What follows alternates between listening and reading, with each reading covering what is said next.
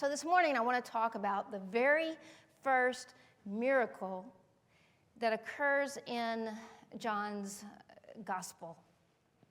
It is a miracle of superabundance, of God's joy that overflows.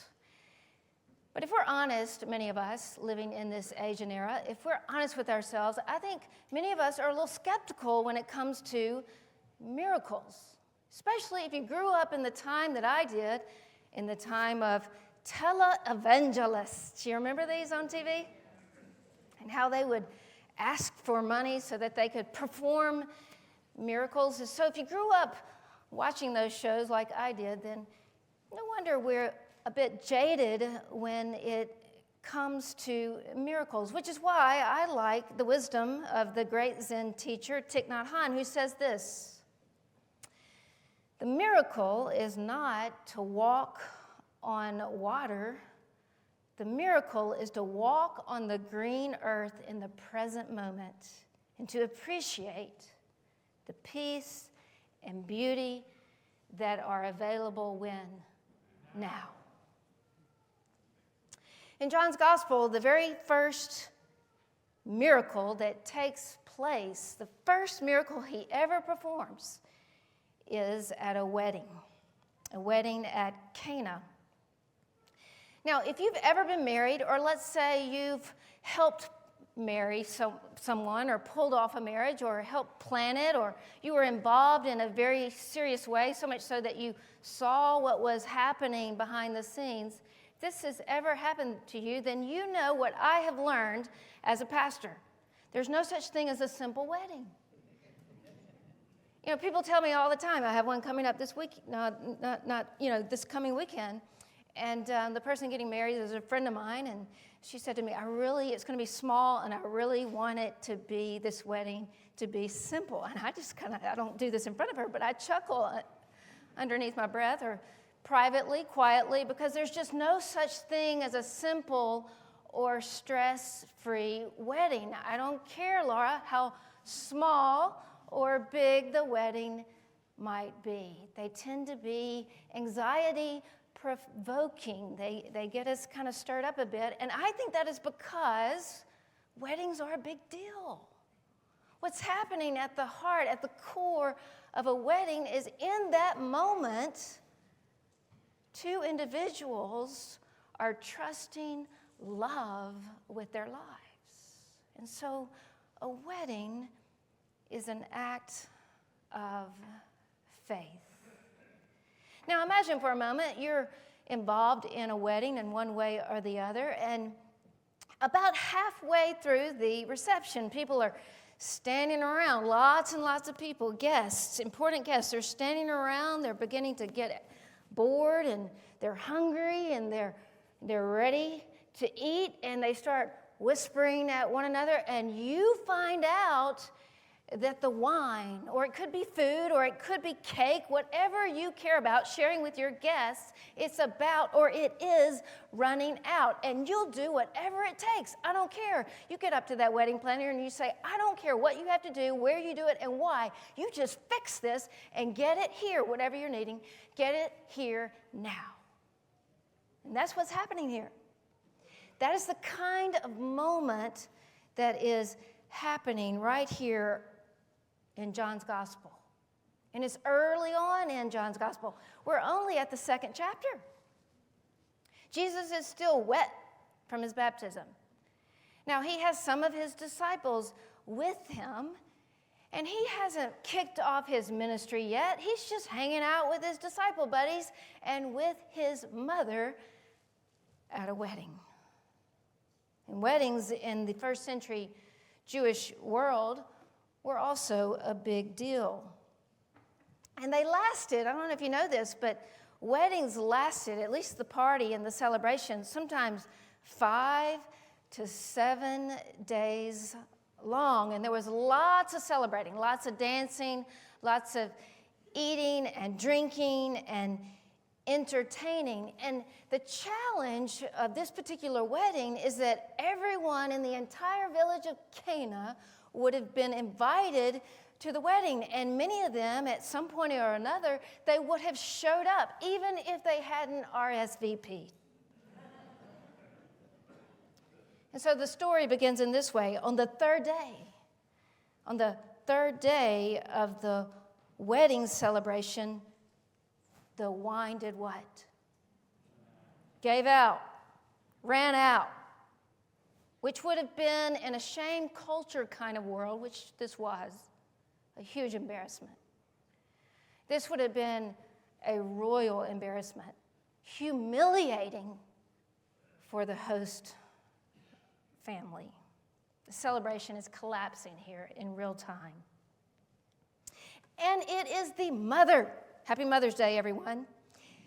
It is the mother of Jesus who sweeps in and saves the day.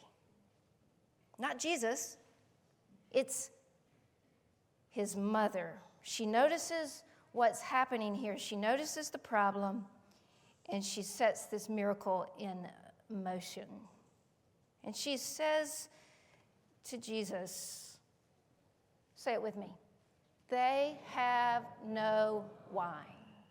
And now comes the most perplexing thing, I think, Jesus ever says in all of the Gospels, because he pushes back a bit here.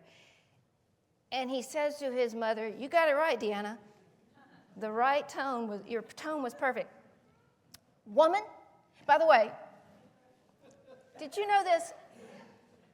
In all of John's Gospel, the mother of Jesus is never given a name. Just want you to remember that. So Jesus says to his mother, woman, what concern is that to you or to me? My hour has not yet come. Now, I know it's early on in Jesus' ministry. I remember those days early on in my ministry. It is a miracle, that I survived and that all those I served survived. So I'm sympathetic here. I get it. This is early on in Jesus' ministry, and so I want to give him the benefit of the doubt, but I have to say that this moment is not one of his finest, in my opinion. And we don't know. We don't know why Jesus exactly pushes back here, because there was no video footage of the wedding. There's no photo album for us to look through. So we'll never know. We only get this one snapshot in John's gospel. We don't know why he pushes back and is reluctant to help out. But we can speculate. Maybe one of the reasons he's hesitant to perform a miracle here is that he knows as soon as he performs a miracle in public, because it would have been huge, lots of people gathered, as soon as he performs his first public miracle, the countdown for his crucifixion begins. Or maybe he's reluctant here because he thinks that this really isn't that important. You know, there are people in need of healing, and there are poor people to tend to. And my favorite speculation is maybe Jesus is just having a good time, you know? He's hanging out with his disciple friends and his family and his mom, and he's partying, and he just needs some space. You know what that feels like, Jill? You know, he just doesn't want to have to be working right now. He doesn't want, at a time of fun, to have to focus on ministry matters. Who knows? Whatever his reason for being reluctant, while he's reluctant, his mother persists. She sees a need, and she's empathetic, and she does something about it. And here's what she does. She turns to the servants, and she says to them, do whatever he, meaning her son, do whatever he tells you to do. And that's it. That's all she says. And this is the last we hear of her in this particular story. She just vanishes, walks off the stage. She leaves in perfect trust. And now it's up to Jesus. And Jesus steps up to the challenge. He tells these servants to fill, these 6 stone jars that are, positioned in front of the servants. Now, let me just tell you a little bit about these jars. Jars is a kind of a misleading term here. These are vats. These are tubs. I read this week that each tub would have filled about 20 to 30 gallons, and there's 6 of them, so you can do the math. That's 120 to 180 gallons. Did I get that right, Diane? That's a lot of wine. Well, it's water right now. Because he says, fill those jars. He tells the servants to fill those jars with water. By the way, these jars were available, vats, because of some purification ritual. And so these servants do exactly what Jesus tells them to do. And I thought about this week. You know, in a time where drinking fresh water wasn't readily available, I bet those servants had to work pretty hard to fill those huge vats with water. But this they do. And then the master of the ceremony, the master of the wedding ceremony, tastes the wine. And it's so delicious. It is so unbelievable. And so this steward says something like this to everybody gathered. He says, everyone I know shares the best wine first. And then once everyone is drinking freely, aka drunk, they then share their cheap and inferior wine. But you, the steward says, you, the hosts of this wedding, you have saved your best wine for now, for right now. And suddenly, this family on the verge of being humiliated, they are celebrated. What a story. What a miracle. What a party. Don't you wish you had been there? But it's more than all that. In John's gospel, this is a sign. Maybe you know about signs in John's gospel. There are lots of miracles in the Gospel of John, but the way John's gospel is structured, there are 7 signs. And it's really, these signs really aren't about what is miraculous. What they're about is showing us who God is. And the first of those happens at a wedding called Cana, where Jesus turns water into wine. Have you ever noticed in the Bible that when God provides for God's people, God tends to do it in excess? Let's look at the people of God in Israel.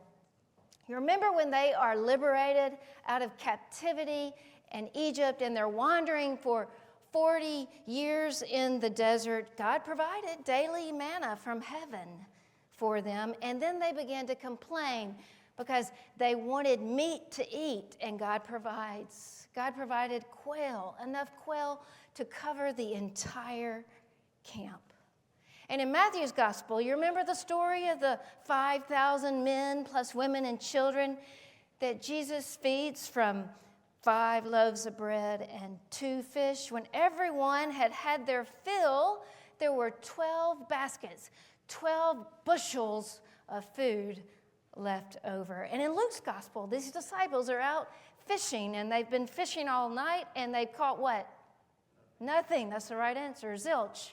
They haven't caught a thing. And then when Jesus tells them to cast their nets on the other side, when they do exactly what Jesus tells them to do, then they can't pull in all the fish that they have caught without breaking their nets. But back to today's story. I think the real miracle, as I've mentioned, is with the mother of Jesus. She never flinches. She never flinches. She knows.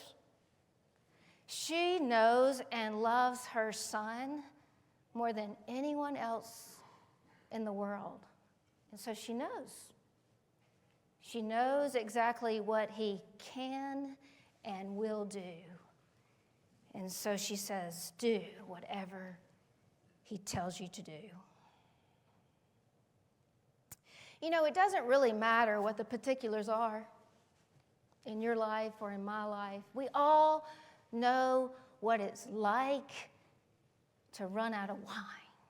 Another way of saying it is, we all know what it's like to run out of joy. And so on this Mother's Day, I think it's appropriate to invite us to look to Mary, because she does have a name. And in the church, she's called the Theotokos. That's a big word.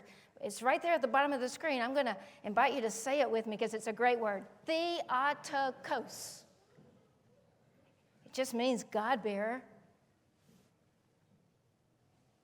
Did you know that Mary was the first Christian? Mary is the first to be filled with Jesus. And from the very beginning, this is how she prayed. Let it be. Let it be unto me according to your will. And now here in that first miracle that her son ever performs at that wedding at Cana, look how she puts the miracle into motion. This is how she does it.